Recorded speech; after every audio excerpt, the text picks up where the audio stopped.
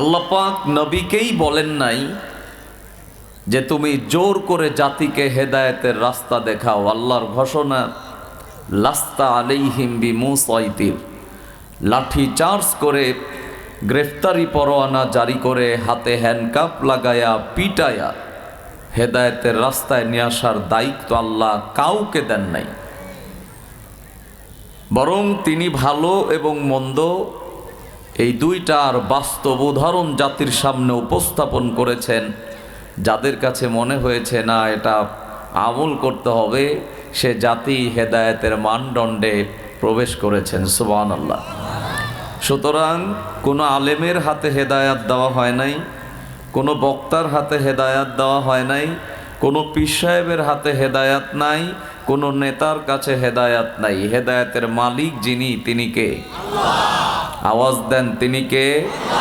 ওয়াকাযালিকা আনজালনাহু হুকমান আরাবিয়্যা।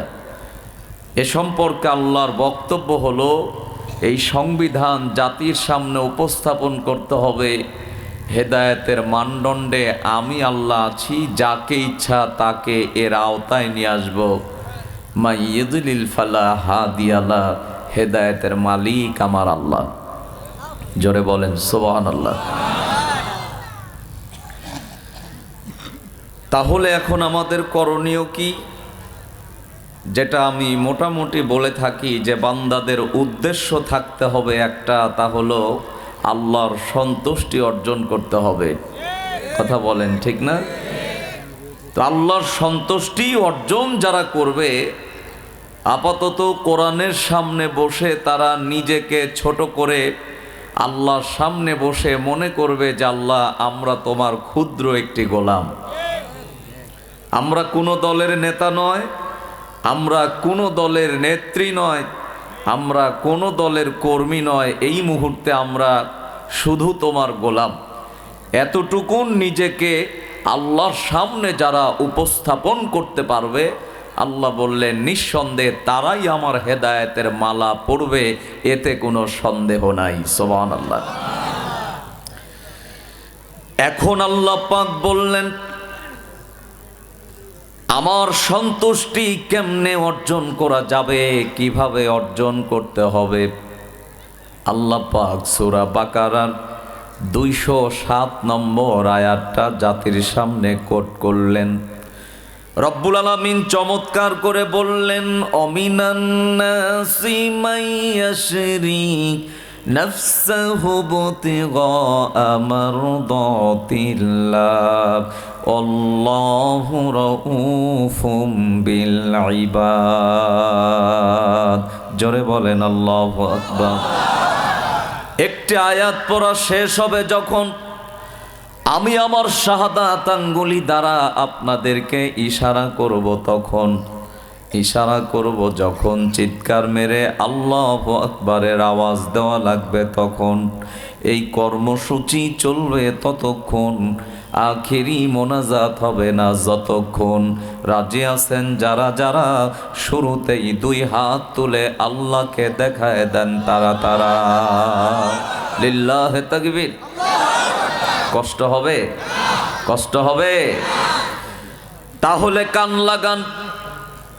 আল্লাহ বললেন অমিনান নাস। আলেম ওলামা রয়েছেন, একটু আওয়াজ দেন। নাস মানে কি? আওয়ামী লীগ, বিএনপি, জামাত ইসলাম, তাবলীগ, পাবলিক, অবলিগ। অনেকেই বলবেন হুজুর আগের সবগুলি বুঝলাম, কিন্তু অবলিগ তো বুঝলাম না। অবলিগ হলো তারা একটু বিপদ আসার আগেই বলে আমি কোনো দল করি না বাবা। আছে না নাই? তাহলে আল্লাহর ঘোষণা হলো হাক্কুল্লাহ, একটি হলো আল্লাহর দল, হাক্কুশ শাইতান আর একটি শয়তানের দল। আপনি আল্লাহর দলের কর্মীও হবেন না, শয়তানের দলেও থাকবেন না। আপনি ঝিনাইদহ চেয়ারম্যান হবেন, তাতে আমার কি? কথা বলেন না। হয় ডানপন্থী নাই বামপন্থী, মাঝখানে থাকার কোনো সুযোগ নাই। আমরা সবাই কার দলের কর্মী হতে চাই? অসুবিধা তো নাই। আমার হাজিরিন, খুব ভালো করে খেয়াল করেন, আল্লাহ পাক বললেন অমিনান নাস, মানুষের মধ্যে কিছু মানুষ আছে মাইয়াশরি নাফসা, তারা তাদের নফসটা, দিলটা, রুহটা, কলটা, হৃদয়টা, হাতটা, হৃৎপিণ্ডটা আল্লাহর জন্য বিক্রি করে দেয়।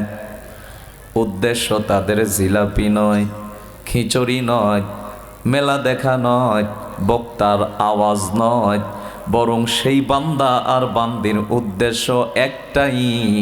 আল্লাহ বললেন ইবতিগা মারদাতিল্লাহ, আমার সন্তুষ্টি। জোরে বলেন সুবহানাল্লাহ। কার সন্তুষ্টি?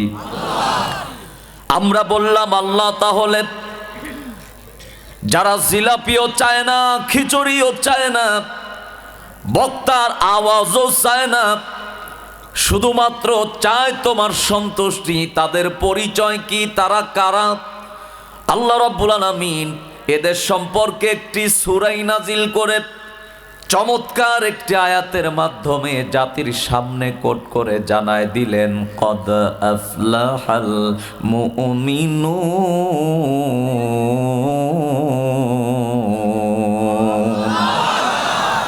তারা হলো মুমিন।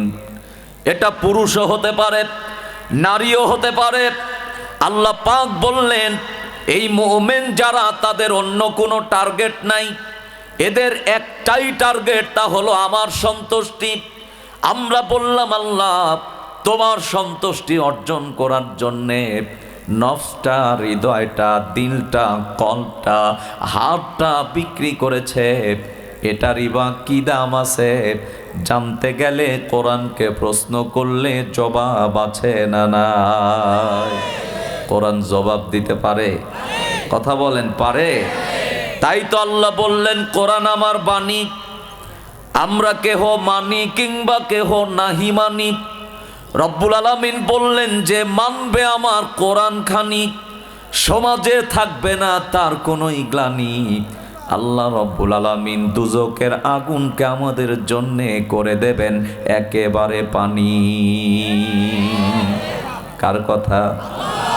আল্লাহ রব্বুল আলামিন ঠিক সেই কথাটাই কোরআন দ্বারা প্রমাণ করলেন। কিতাবুন উনজিলা ইলাইকা লিতুখরিজান নাসা মিনাজ যুলুমাতি ইলান নূর। জোরে বলেন আল্লাহু আকবার। আল্লাহ বললেন অন্ধকার থেকে আলোর দিকে, বাঁকা পথ থেকে সোজা পথে, জাহান্নাম থেকে জান্নাতে নেওয়ার জন্যে আমি নাজিল করেছি কোরআন নামক পণ্য। যারা মানবে না আমি রব্বুল আলামিন তাদেরকে আমার বান্দা আর বান্দি হিসাবে করব না গণ্য। যারা মেনে নেবে আমি রব্বুল আলামিন তাদেরকে আমার প্রিয় বান্দা আর বান্দি হিসাবে করব গণ্য। আখেরাতের আদালতে কোরআনের শাফায়াতে আমি রব্বুল আলামিন তাদেরকে জান্নাত দিয়ে করব ধন্য। ইনশাআল্লাহ আছে। তাহলে জানতে চাইলাম এই নফসের বা কি দাম আছে, হার্টের কি দাম আছে, রুহের কি দাম আছে? আল্লাহর হাবিব কাবার চত্বরে বসা, সাহাবীরা বসা, আবু জেহেল চলে এসেছে, নবীজিকে প্রশ্ন করলেন, মুহাম্মদ সাল্লাল্লাহু আলাইহি ওয়াসাল্লাম বলো তো, ওয়াসআলুনাকা আনির রূহ, রূহ কি জিনিস? আল্লাহ যা জানান না, নবী কি নিজের ইচ্ছায় তা জাতির সামনে বলেন? কথা বলেন, বলে? আল্লাহ যা জানায় নবীজি তাই বলে।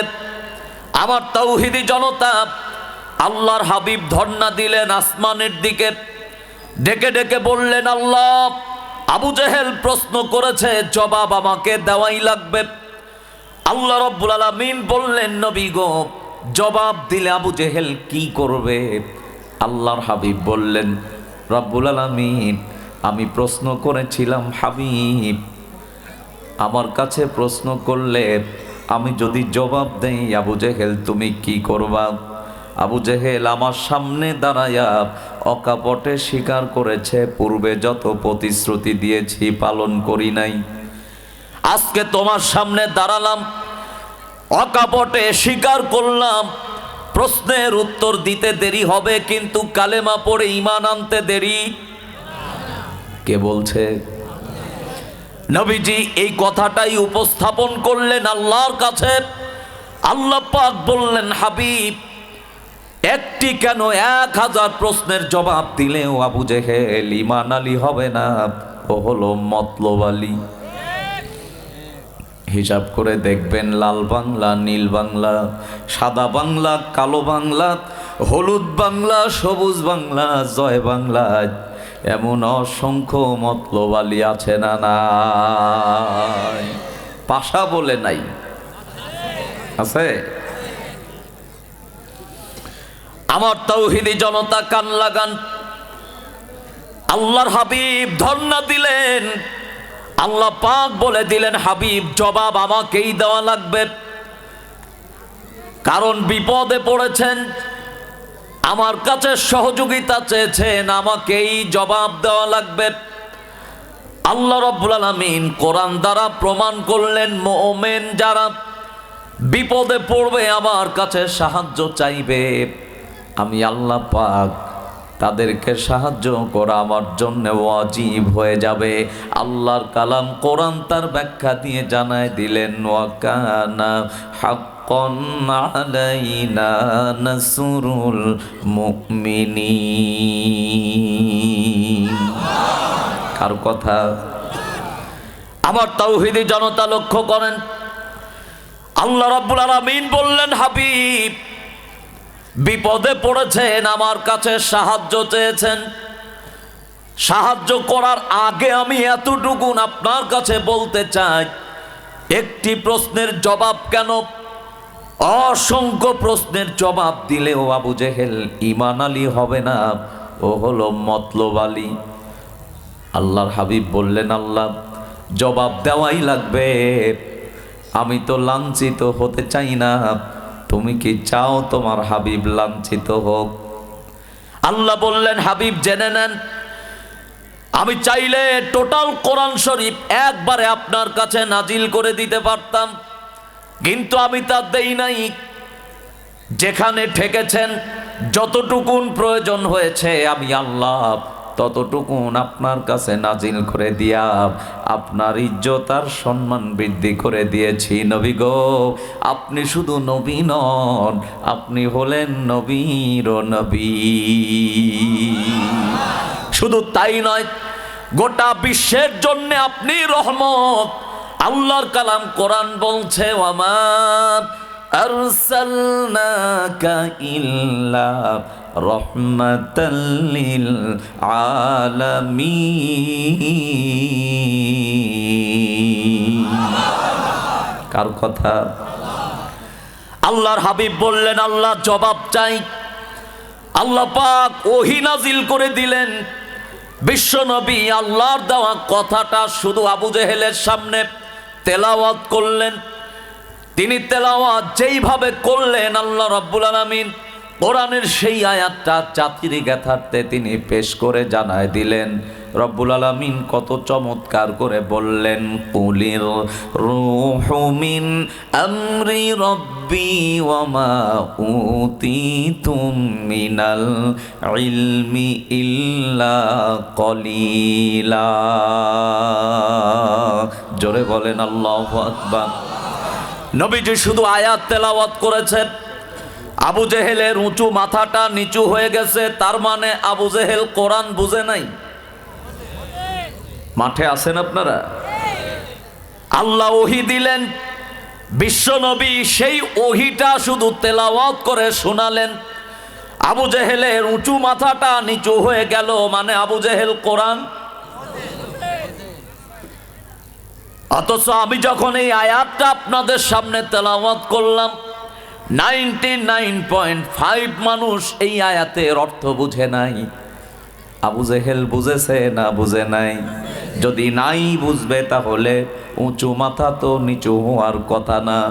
এখন এখান থেকে দুইটাকে একত্রিত করেন, ওই আবু জেহেল কোরআন বুঝতো, কোরআন শোনার জন্যে দিনের আলোতে সুযোগ না পাইলেও রাতের আধারে আল্লাহর হাবিবের কণ্ঠের তেলাওয়াত শোনার জন্যে ওয়ালে দেওয়ালে প্রাচীরে কান লাগায়া সারা রাত চলে যায়।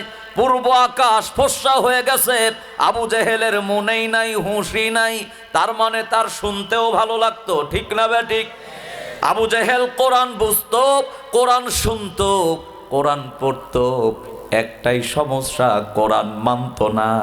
আর নব্য আবু জেহেল গুলি কোরআন পড়ে না, বুঝে না, শুনে না, মানেও না, শুনতেও দেয় না, বাধাও দেয়, লাঞ্ছনা গঞ্জনা আর আলেমদেরকে অপমানিত করার নির্ভীক সৈনিক হয়ে গেছে।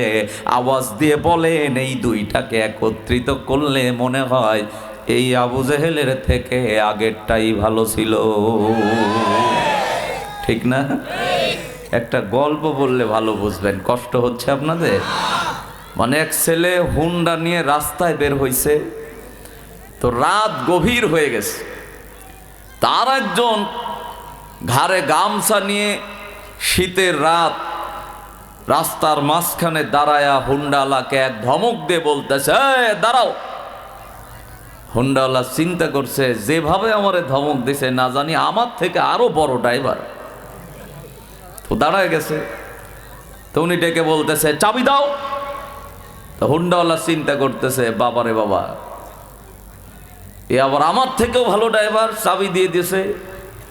এখন লোকটি হুন্ডাওয়ালাকে জিজ্ঞাসা করতেছে, ভাই রে, গিয়ার কোনটা? কি কোনটা? গিয়ার কোনটা? ভাই বসেন, অসুবিধা নাই, যা হয় হোক, বসেন, ডিস্টার্ব করার সুযোগ নাই।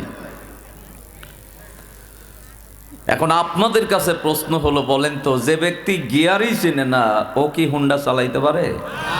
তা লোকটি বলতেছে, এত রাতে মেজাজ খারাপ করেন না, আপনি থামতে বলেছেন থেমেছি, চাবি দিতে বলেছেন তাও দিয়েছি, আপনি গিয়ার চেনেন না মিয়া, ফাজলামু করেন।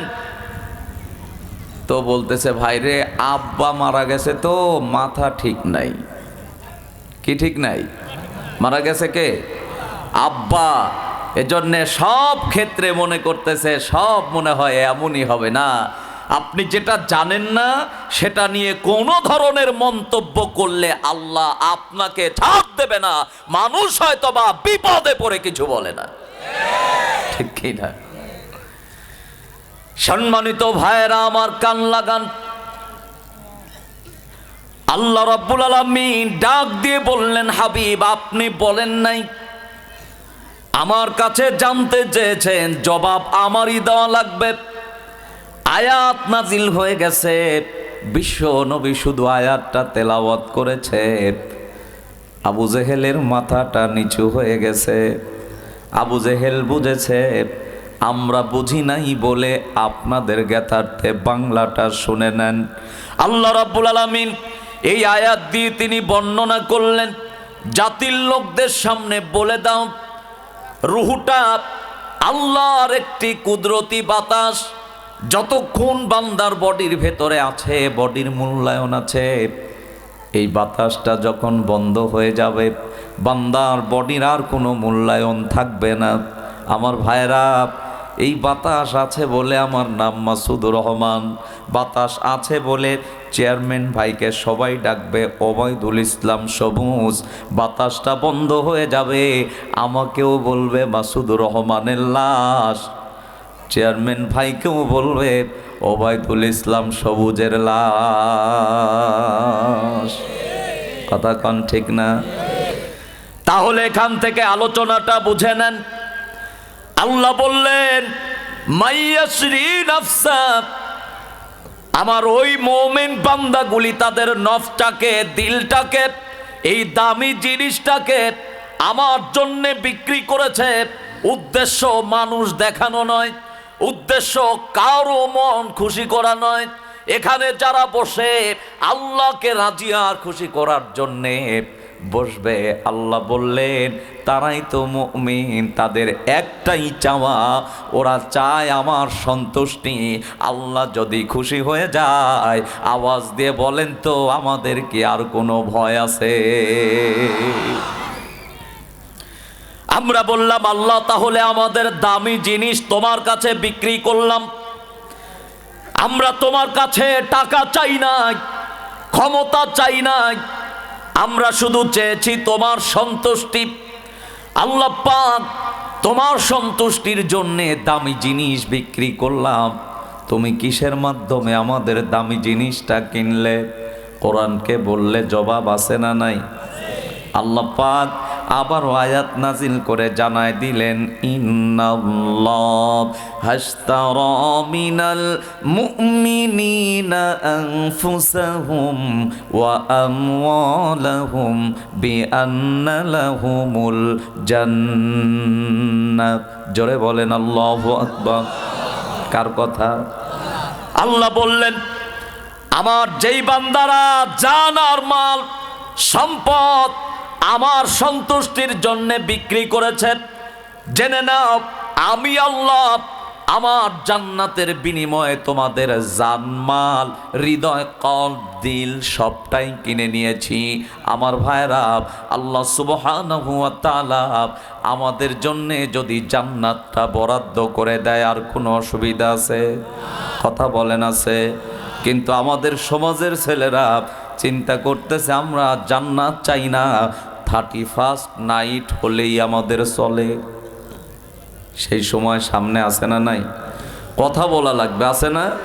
আমি যে আয়াত তেলাওয়াত করেছি মাত্র 3টা কথা। 1 নাম্বার কথা বান্দা গুনাহ করবে, 2 নাম্বার কথা আল্লাহ বললেন আমি মাফ করব, 3 নাম্বার কথা কেমনে মাফ করব, কিভাবে করব, এই কোয়ালিটি আমার বান্দাকে শিক্ষা অর্জন করা লাগবে। বিভিন্ন জায়গায় গিয়ে, ক্লাসে গিয়ে কোরআনের আলোচনা শুনে। দরকার আমাদের আছে না নাই? কথা বলেন না, আছে না? আছে। এখন যদি যুবকরা চিন্তা করে 31st নাইট পালন করে আমরা আল্লাহর সন্তুষ্টি চাইব, হবে? কথা বলেন হবে? আমার ভাইরা, একটু আপনাদেরকে টার্গেট দিয়ে দেই।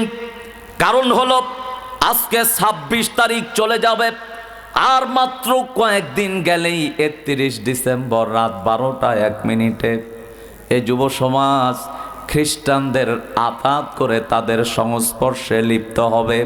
আল্লাহর কসম করে বলি যুবকেরা, সিদ্ধান্ত নেওয়া লাগবে। তাফসির মাহফিল 2 দিন ব্যাপী কবির বিন সামাদ ভাইয়ের ইসলামিক অঙ্গনে নিয়া যেমনে ইসলামটাকে জাগ্রত করার চিন্তা করেছ, আগামী 31 ডিসেম্বর সিদ্ধান্ত নেওয়া লাগবে নিজেরা 31st পালন করব না, কোনো মুসলমানকেও করতে দেব না। কথা কন, দরকার আছে না? এখন অনেকেই বলবেন হুজুর এখানে লাভ কি আর ক্ষতি কি? আমার দিকে তাকান, এই 31st নাইট কবে আসলো, কে আনলো? আমি যখন এই আয়াতগুলো নিয়ে গবেষণা করলাম, লক্ষ্য করে দেখলাম 1582 খ্রিস্টাব্দে খ্রিস্টানদের একজন প্রপ এগ্রি তিনি এটার আবির্ভাব করলেন। আমার ভাইয়েরা, এই বাংলাদেশ এটাকে পালন করা শুরু করলো 2000 সালে। কত সালে? আজ থেকে কয় বছর আগে? মুরব্বী যারা আছেন অনেকেই চিন্তা করছেন হুজুর আগে তো আমরা এগুলি দেখি নাই, তাহলে এখন কেন দেখি? আমার ভাইরা, আমি একটি হাদিস তেলাওয়াত করেছি। আল্লাহর নবী মুহাম্মদুর রাসূলুল্লাহ সাল্লাল্লাহু আলাইহি ওয়াসাল্লাম বর্ণনা করলেন, ওয়া ইন্না দুনা যালিকা বাবান মুগলাকান ক্বালা ফাইফতাহু ক্বালা ইকসারু ক্বালা যালিকা আজদার আল্লাহ ইগলাকা ইলা ইয়াউমিল কিয়ামা মুত্তাফাকুন আলাইহি। আল্লাহর হাবিব বললেন কিয়ামতের আগে এই অবমাননা, বেহায়াপনা এমন আকার ধারণ করবে। হযরত ওমর রাদিয়াল্লাহু তাআলা আনহু বর্ণনা করলেন, সাহাবীদেরকে জিজ্ঞাসা করলাম, সাহাবীরা জানো কি এই গুরুত্বের ব্যাপারে, এই যে বেহায়াপনার ব্যাপারে, লাঞ্ছনার ব্যাপারে, এই চমৎকার বিষয়গুলি সম্পর্কে আল্লাহর হাবিব কি কোনো কথা বলেছে? একজন সাহাবী বললেন, নবী গো, উনি তো চলে গেছেন, আমার সামনে চমৎকার একটি বর্ণনা দিয়ে গেছেন। আমার ভাইরা, ওমর বললেন সাহাবী তাড়াতাড়ি বলো। সাহাবী জবাব দিলেন, ওমর জেনে নেন, এই যে বেহায়াপনা, এটা একটি ঘর, এর সামনের একটি দরজা আছে। হযরত ওমর বললেন, তাহলে দরজাটা ভেঙে যাবে না খুলে যাবে? সাহাবী বললেন, দরজাটা ভেঙে যাবে। হযরত ওমর উপস্থিত সাহাবীদেরকে লক্ষ্য করে বললেন, মনে হয় সেই দরজাটা ভেঙে গেছে, কিয়ামতের আগে একবার ভেঙে গেলে আর জোড়া লাগবে না। আজকে লক্ষ্য করে দেখেন, সমাজের আয়াতে আয়াতে পরতে পরতে এমন বেহায়াপনা আছে না নাই? আওয়াজ দিতে হবে, আছে না নাই? আছে। আল্লাহ বললেন, এদের জন্য ভূমিধস আসবে। যখন এই অবস্থান হবে, তখন একের পর এক গজব আসবে, জিনা বেড়ে যাবে।